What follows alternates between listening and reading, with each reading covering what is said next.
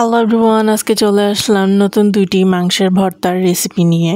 আশা করি তোমাদেরও ভালো লাগবে। প্রথমেই আমরা বানাবো গরুর মাংসর ভর্তা।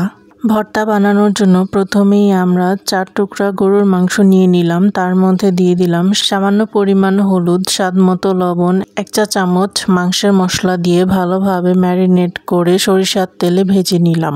অন্যদিকে আধা কাপ পেঁয়াজ কুচি, 1টি আনাম রসুন, 2টা কাঁচামরিচ ও 2টা শুকনো মরিচ আমরা ভালো মতো ভেজে নিলাম। তারপর শিলপাটায় পেঁয়াজ মরিচ ভালো করে বেটে নিয়ে আমরা মাংস ঝুরিয়েও সাথে বেটে মিক্স করে নিলাম। ঝালটা তোমরা তোমাদের পছন্দ মতো দিয়ে নিও। খুব সহজেই তৈরি হয়ে গেল আমাদের মাংসের ভর্তা। আমার তো খুব ভালো লেগেছে এই ভর্তাটি। তোমরা বাসায় ট্রাই করে জানিও তোমাদের কেমন লেগেছে। তারপর আম্মু আমার জন্য পাটায় মাংসের ভর্তা ও লেবু দিয়ে ভাত মেখে দিল। ভর্তাটা এত মজা হয়েছে, আমি সবার আগে খেতে বসে পড়েছি। Anyways, move on to the next. মুরগির মাংসর ভর্তা বানানোর জন্য প্রথমে আমাদের প্রয়োজন 1টি রসুন, 4টি পেঁয়াজ সরিষার তেলে ভালো করে ভেজে নিয়েছি। আগে থেকে কুক করা চিকেনের মাংস ছাড়িয়ে আমরা সামান্য লবণ দিয়ে ভালো মতো সবকিছু পাটায় বেটে নিলাম।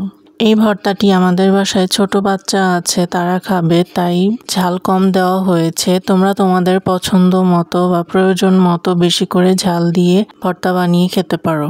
2 বার পাটায় বাটার পর মুরগির মাংসের ভর্তাটি হয়ে গেছে। ভিডিওটি এ পর্যন্ত দেখার জন্য তোমাদের সবাইকে অসংখ্য ধন্যবাদ।